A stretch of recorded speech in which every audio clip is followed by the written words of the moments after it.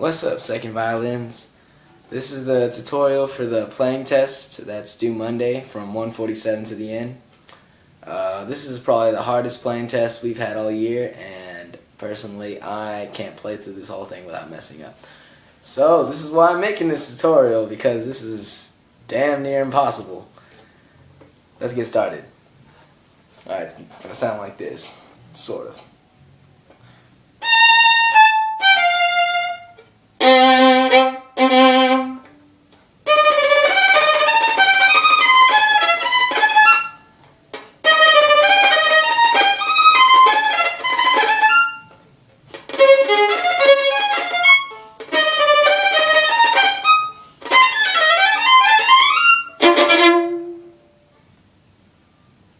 That was sloppy, but that was probably also one of my better runs anyways, so I'm just going to leave it as is.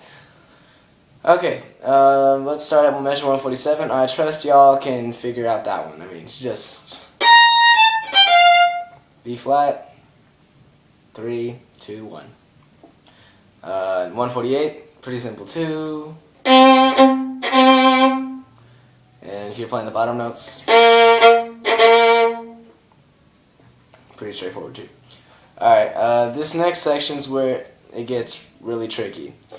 Alright, the first thing you gotta do is, well, you have to have your sheet music out with you, but if you have it on you, go get it now and like have it in front of you, so while I'm talking about this you can just look directly at it. At measure 149, it says you have to put your second finger on the to hit an E flat. That's kind of tricky to do by itself, so what I normally do is I shift to third position, find my D, and then put my second finger, the E flat, right next to him. So it's going to be like, that'll be your E flat. So let's just start there. And since they're touching, you just let go of the 2. From here, you have to slightly stretch out a little bit to get a G with your third finger. Hey, you got it that time. And then from there, you would move your first finger, since you stretched, you're slightly up a position, you move your first finger up a half step to get a E flat where your second finger previously was. So it'll be like, you'll find the D for the first 4 notes, so it'll go.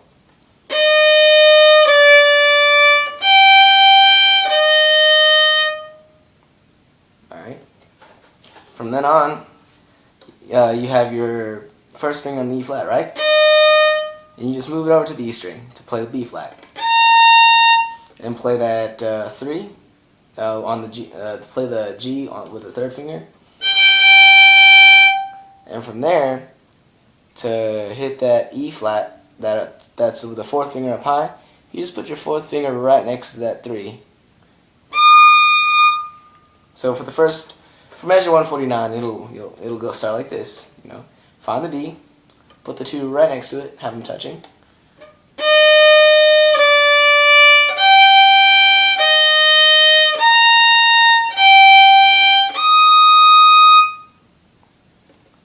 Alright, we're all just gonna have to practice that until we can get it. This next measure starts with the first finger on a C natural. So since you're already up in this position, what you're gonna have to do is find a C with your first finger, obviously underneath the fourth finger. So is that a C? Yeah, that's a C. Alright. So starting from the measure 149.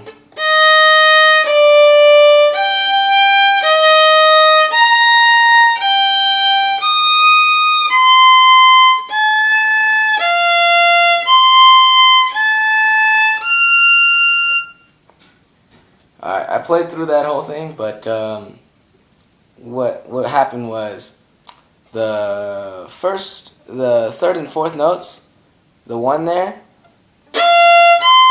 you can just keep them down across A and E, and you'll be able to play both of them. The A with the third finger, which is the second note, is within the same position that your 1 is in. So there's no need to stretch or anything, you just need to play. The last note, the F natural, you can hold the note down before it and just touch it with the 4th finger. So it'll look like and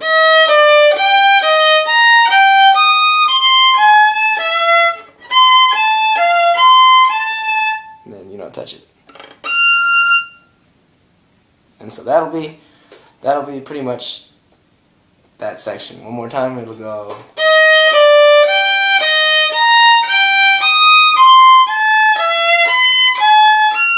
It's a little bit out of tune, but I'm still working on it myself.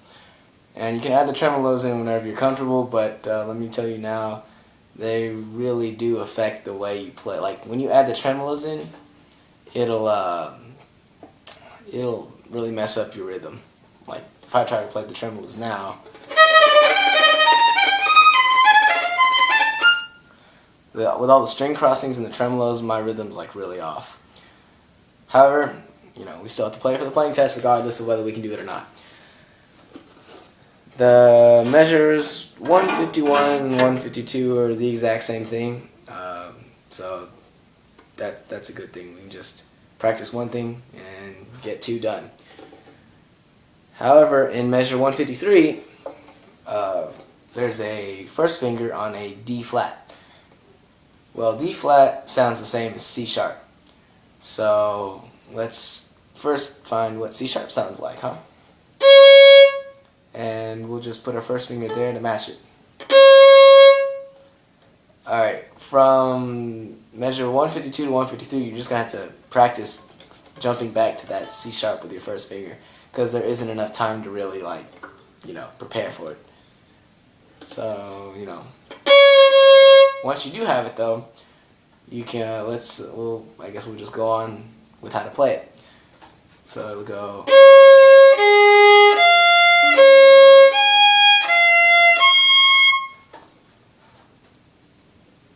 Every single one of those notes is within the position that you put your 1st finger in. There's no need to change position, no need to stretch. From here, you pretty much just have to find the note yourself, and put the finger there that Tracy helped me to write down.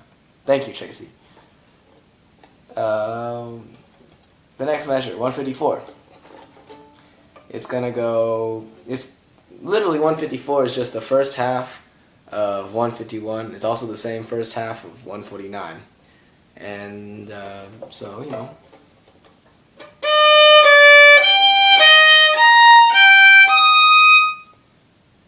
this next section gets really hard. So before I even start off in the high position, I would recommend that we all go down to low position, go down to 1st position and play it with an octave lower. So in measure 155, it starts off as a C, right? Alright, starts off as a C. So we'll play an octave lower. It'll go C, B flat, A, G, F. You get the point. You'll just read the notes off and play them in 1st position. So, and then and what you're pretty much gonna do is play through that section in 1st position enough times until you pretty much know what it sounds like. And after you know what it sounds like, it'll be much easier to play it in 1st position. I mean, not 1st position, in higher positions. So eventually you can speed it up a little.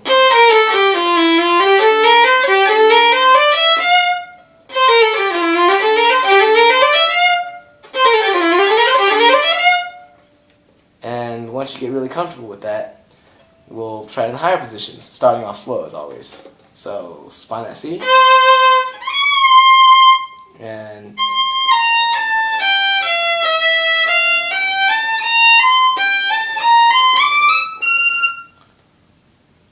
I don't recommend you play all those notes at once. Let's just let's backtrack for a little bit and just play the first 11. So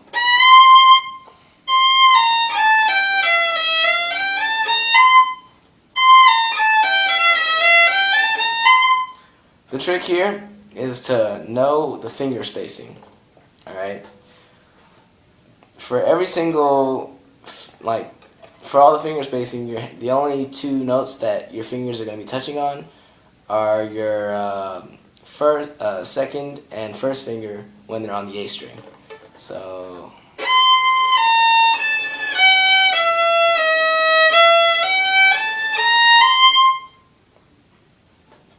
and if you do that enough times slowly, you'll eventually get the hang of it. I don't know what else I can tell you here. For the next 6 notes after those 11, it's going to be starting up bow, and you're going to put your third finger down on the A string, and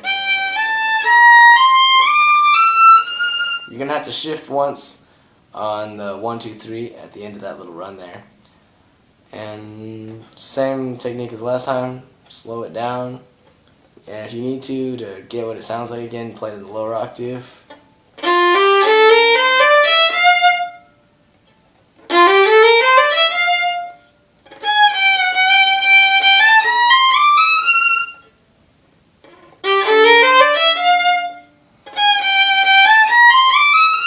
See, they sound the same, but it really does help. Y'all should, try it. So, the last 4 notes, plain as always. Probably the only part that I can play without messing up. And I guess I'll just go over it once without the tremolos and really slowly, and then I'll play it one last time and see if I can do a better job this time running through it than I did starting the tutorial. So, here goes nothing.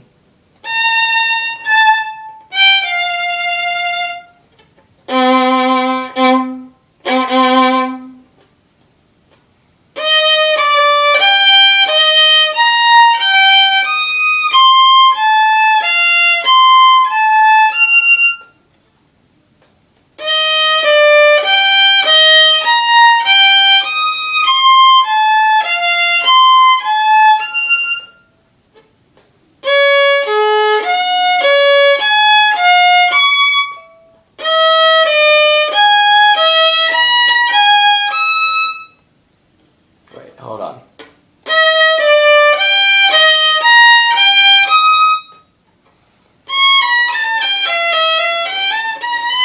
Oh.